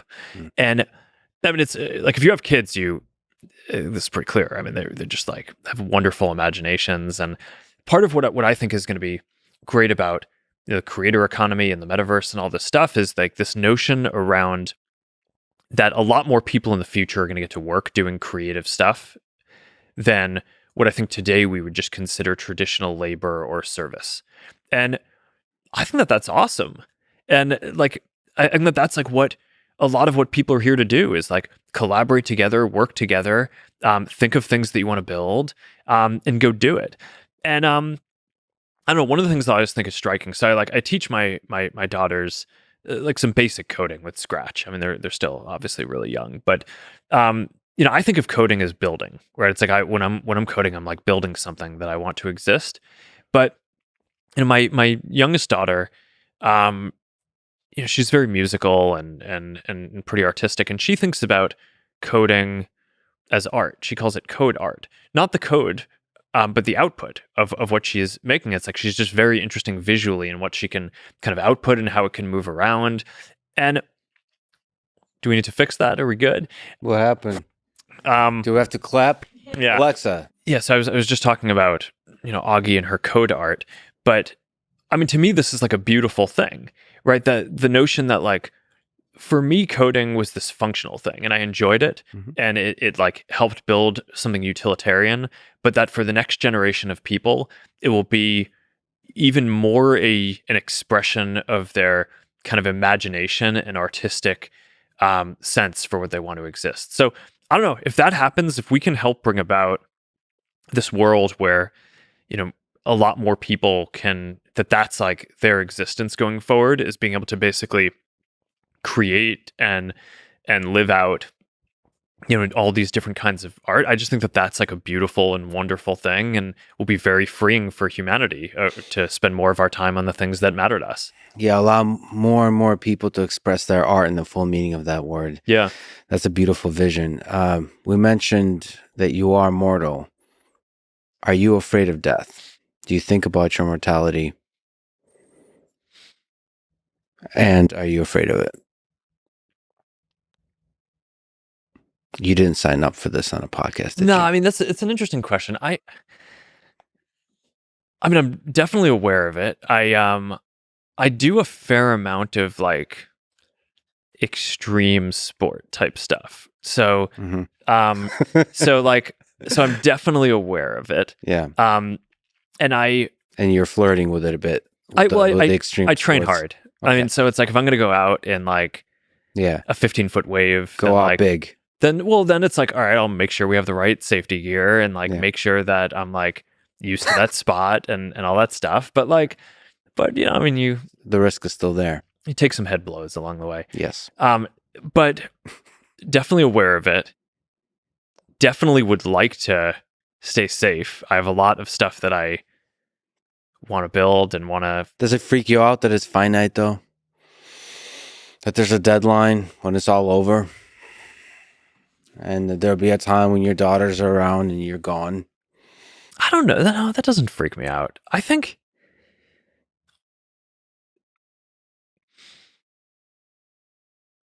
constraints are helpful. Yeah. The finiteness is makes ice cream taste more delicious somehow. The fact that it's going to be over. There's something about that with the metaverse too. We talked about this identity earlier, like having just one with like NFTs. There's something powerful about the constraint of finiteness or uniqueness. That this moment is singular in history. But I mean, a lot of, as you go through different waves of technology, I think a lot of what is interesting is what becomes in practice infinite or kind of there can be many of a thing, and then what ends up still being constrained. So the metaverse should hopefully allow a very large number, or maybe, in practice, hopefully close to an infinite amount of expression and worlds. And but we'll still only have a finite amount of time. Yes. I think, living longer, I think, is good. And obviously all of our philanthropic work it's not focused on longevity, but it is focused on trying to achieve what I think is a possible goal in this century, which is to be able to cure, prevent, or manage all diseases. So I certainly think people kind of getting sick and dying is a bad thing, and I'm dedicating almost all of my capital towards advancing research in that area to push on that. Which, we could do another one of these podcasts about that, because that's so what people should know. Fascinating topic. I mean, this is with your wife, Priscilla Chan. You formed the Chan Zuckerberg Initiative, gave away 99% or pledged to give away 99% of Facebook, now Meta shares. I mean, like you said, we could talk forever about all the exciting things you're working on there, including the sort of moonshot of eradicating disease by the mid-century mark. Or I don't actually know if you're going to ever eradicate it, but I think you can get to a point where you can either cure things that happen, right? So people get diseases, but you can cure them. Prevent is probably closest to eradication, or just be able to manage as sort of like ongoing things that are, not going to ruin your life. And I think that that's possible. I think saying that there's going to be no disease at all probably is not possible within the next several decades. Basic thing is increase the quality of life. Yeah. And maybe keep the finiteness, because it makes everything taste more delicious. Yeah. Maybe that's just being a romantic 20th century human. Maybe, but it was an intentional decision to not focus on our philanthropy on like explicitly on longevity or living forever. Yes. If at the moment of your death, and by the way, I like that the lights went out when we started talking about death. You get to meet God. It does God. make it a lot more dramatic. It does. I should get closer to the mic. At the moment of your death, you get to meet God, and you get to ask one question. What question would you like to ask? Or maybe a whole conversation. I don't know. It's up to you. It's more dramatic when it's just one question. Well, if it's only one question and I died, Yeah. I would just want to know that Priscilla and my family, like if they were going to be okay. That might depend on the circumstances of my death, but I think that in most circumstances that I can think of, that's probably the main thing that I would care about. Yeah, I think God would hear that question and be like, "All right, fine, you get in. That's the right question to ask." Is it? I don't know. The humility and selfishness. All right, you're in. But well, maybe they're gonna be fine. Don't worry, you're in. But one of the things that I think I struggle with, at least, is on the one hand, that's probably the thing that's closest to me and maybe the most common human experience. But I don't know, one of the things that I just struggle with in terms of running this large enterprise is like, should the thing that I care more about be that responsibility? And I think it's shifted over time. Like before I really had a family, that was like the only thing I cared about. And I at this point, it's, I care deeply about it, but like, yeah, I think that's not as obvious of a question. Yeah, we humans are weird. You get this ability to impact millions of lives, and it's definitely something. Billions of lives is something you care about. But the weird humans that are closest to us, those are the ones that mean the most. And I suppose that's the dream of the metaverse, is to connect, form small groups like that where you can have those intimate relationships. Let me ask you the big ridiculous. Well, and to be able to be close, not just based on who you happen to be next to.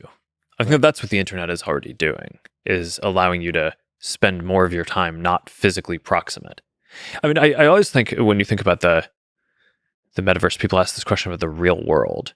It's like, the virtual world versus the real world? And it's like, no, the real world is a combination of the virtual world and the physical world. But I think over time, as we get more technology, the physical world is becoming less of a percent of the real world.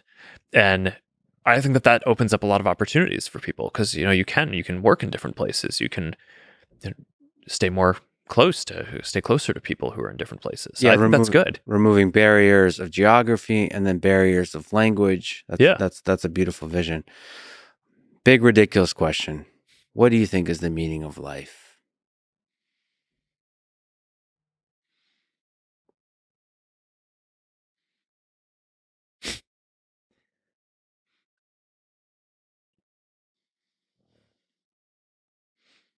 I think that there are probably a couple of different ways that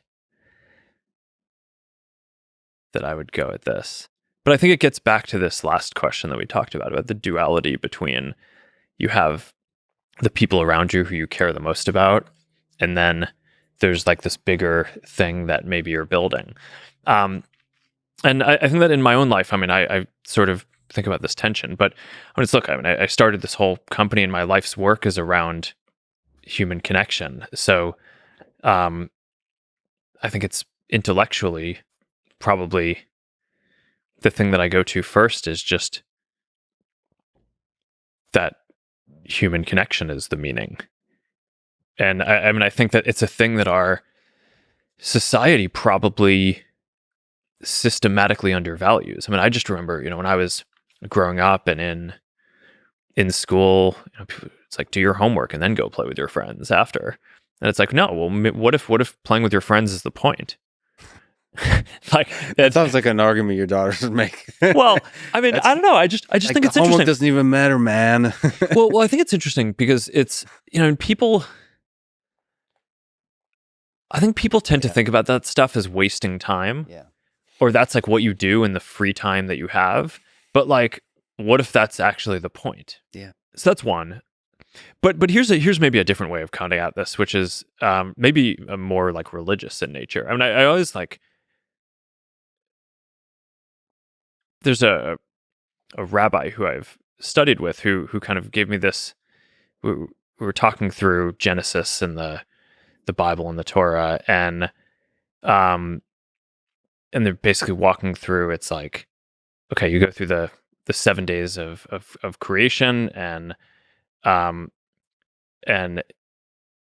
it's like, why does the Bible start there? Right? It's like it could have started anywhere, right? In terms of like how to live. But basically it starts with talking about how God created people in her image. But the Bible starts by talking about how God created everything. So I actually think that there's like a compelling argument that I think I've always just found meaningful and inspiring, that a lot of the point of what sort of religion has been telling us that we should do is to create and build things. So these things are not necessarily at odds. I think that's, and I think probably to some degree you'd expect me to say something like this because I've dedicated my life to creating things that help people connect. So that's sort of the fusion of getting back to what we talked about earlier. It's what I studied in school was psychology and computer science, right? So it's these are like the two themes that I care about. But I don't know, for me, that's kind of what I think about. That's what matters. To create and to love, which is the ultimate form of connection. I think this is one hell of an amazing replay experience in the metaverse. So whoever is using our avatars years from now, I hope you had fun. And thank you for talking today. Thank you. Thanks for listening to this conversation with Mark Zuckerberg. To support this podcast, please check out our sponsors in the description. And now, let me leave you with the end of the poem If by Rudyard Kipling. If you can talk with crowds and keep your virtue, or walk with kings nor lose the common touch, if neither foes nor loving friends can hurt you, if all men count with you, but none too much, if you can fill the unforgiving minute with 60 seconds worth of distance run, yours is the earth and everything that's in it, and which is more, you'll be a man, my son. Thank you for listening, and hope to see you next time.